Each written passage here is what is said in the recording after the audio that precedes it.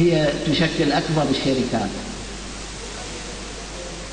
ودورها كبير في مرحلة الخصخصة واقتصاد السوق، حيث أن في معظم دول العالم الصناعية والمتقدمة بشكل خاص تعتبر قانونا ملكية هذه الشركات المساهمة مثل ملكية الدولة، حيث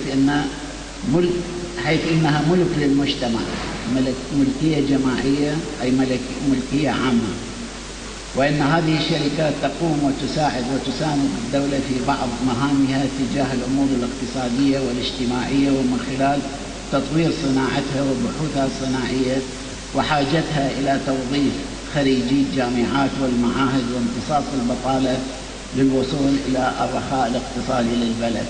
هذا دور الشركات المساهمة برا، ونريد أنه دور الشركات المساهمة المختلطة أيضا يقوم بنفس الاتجاه. يعني احنا إذا ننظر إلى شركات القطاع المختلط الصناعية وغيرها، احنا نشوف أنه استقطابنا إلى خريجي الجامعات والكليات أكثر من أي جهة أخرى بالقطاع الخاص، الشركات المعروفة.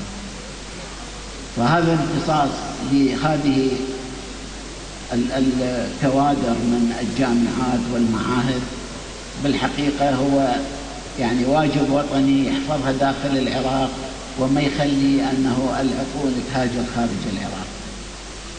فدور هذه الشركات المختلطة هو دور مساند بدور الدولة،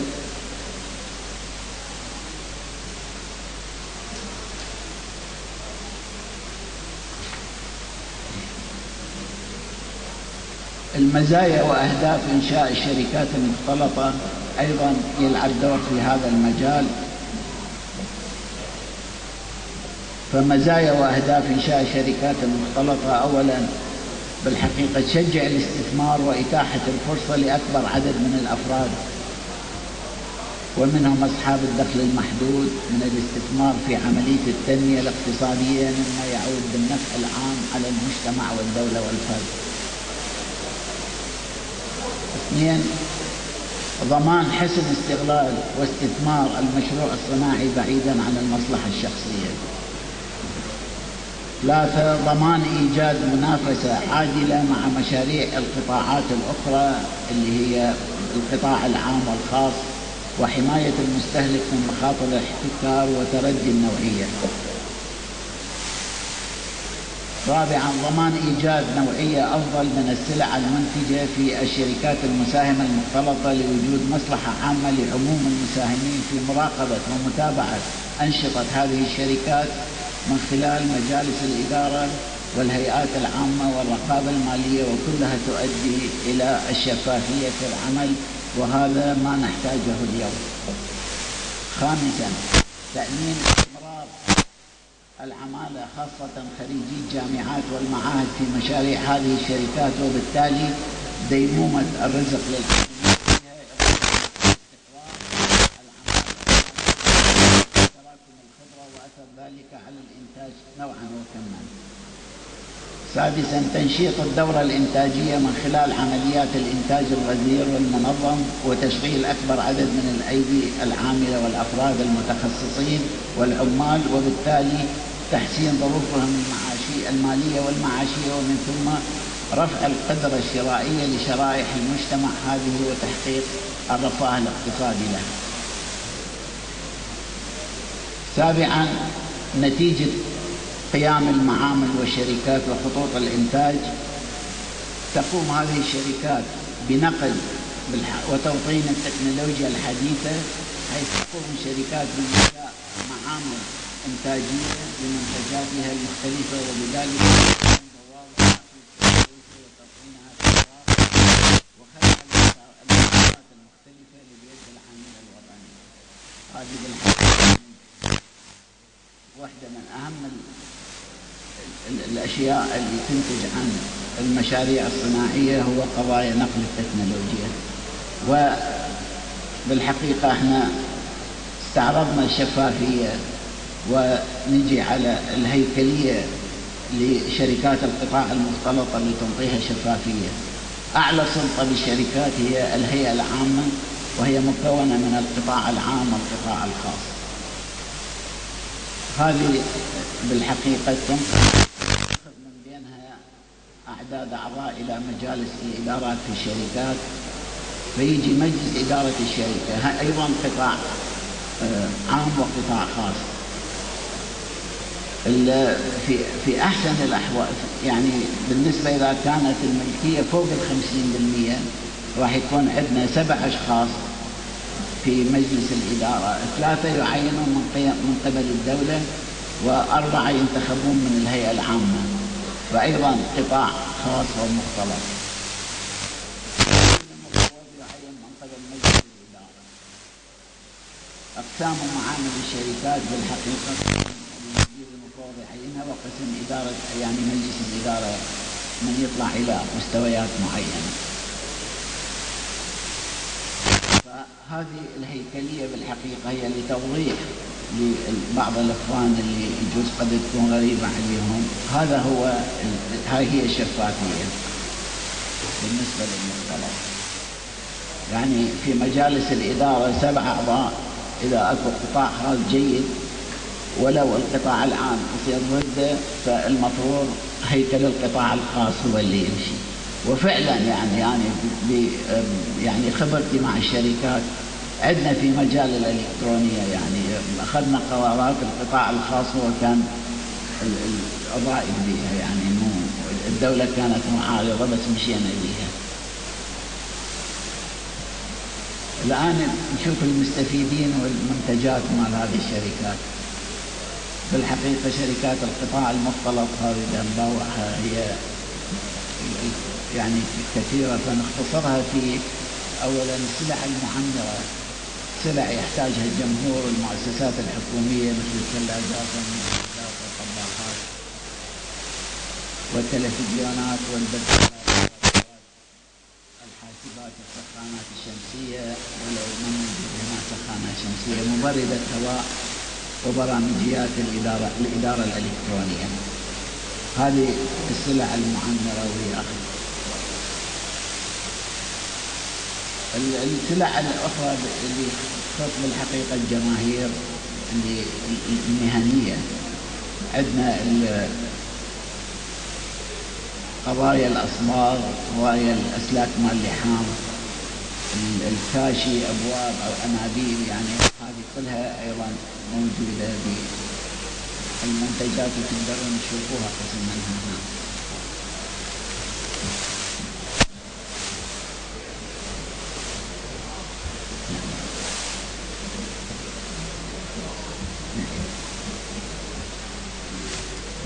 يعني احنا تكلمنا عن نقل التكنولوجيا بالحقيقة بها يعني المردود الكبير للبلد، وأيضا العراق بالحقيقة الشركات المختلطة تساهم في بناء العراق. البناء اللي صار نتيجة نقل التكنولوجيا ووجود كوادر هندسية في الشركات، وتمحورت وياها شركات أخرى، والإخوان اللي موجودين عندنا مثلا بالوزارة أو بالشركة اللي طالعين تقاعد، اعتمدنا على أيضا وياهم يعني عقود وقتية، وقدرنا نجمع ناس اللي من الممكن أنه يصير جهد هندسي كبير في هذه الشركات، فنفذنا هذه بالحقيقة اللي موجودة. مشروع الوزارة الإلكترونية في وزارة النقل، ومشروع البنية التحتية ومركز البيانات للحكومة الإلكترونية في وزارة العلوم والتكنولوجيا، مشروع كاميرات المراقبة. هذه المشاريع يمكن تشوفوها هنا على اللوحة، بس أريد أذكر شغلة بالحقيقة هنا. مشروع الوزارة الإلكترونية لوزارة النقل بالحقيقة صدر توجيه من مجلس الوزراء للأخوة بالوزارات أنه يشوفون هذا المشروع ويزورون وزارة النقل. بالحقيقة اللي يروح يقول ما معقول أنه هذه شركة وطنية تسويها، بس هو الحقيقة أنه منفذ من قبلنا، ونتأمل اللي ممكن أنه يشوف هذه الشغلات في وزارة النقل يمكن يشوفها ويطلع عليها. ما أريد أطيل عليكم، هذه بالحقيقة الشغلات الرئيسية اللي ردنا نحكيها لتعريف القطاع المختلط ومنتجاته وأهميته. وشكرا. شكرا جزيلا أستاذ أحمد بهذا العرض، وأعتقد أشر إلى عدد المزايا التي تجعل من هذا القطاع أن يكون رافعة مهمة في عملية التنمية، وكذلك خصوصا حتى في مسألة تحقيق المشاركة الفعالة للقطاع الخاص في إدارة الشؤون الاقتصادية وفي عمليات صنع القرار والمساهمة في البناء الاقتصادي. ولاحظنا مهما يتوقف عليه مو بشكل مطول البناء الإداري الداخلي في عملية صنع القرار ورسم السياسة، وهذا مهمة جدا من المزايا. قدرته على استقطاب الكفاءات المتقدمة خاصة بالشباب، وكذلك أيضا دوره في نقل التكنولوجيا وتوطينها، وكذلك في حقيقة في كثير من المشاريع اللي تستخدم التكنولوجيا المتقدمة، وأعتقد هذه كلها مزايا جديرة بالاهتمام والدعم. الآن ننتقل إلى ميدان خاص معين وميدان صناعة التمور، ويتحدث لنا في هذا الشأن الدكتور والد نجم العقيلي، الدكتور والد دكتوراه في إدارة الأعمال، أستاذ سابق في الاقتصاد الإداري في الجامعة المستوصلية، مستشار لجنة الاقتصاد والاستثمار النيابية في الدورة السابقة، المدير المفوض للشركة العراقية لتصنيع وتسويق التمور حاليا. تفضل الدكتور.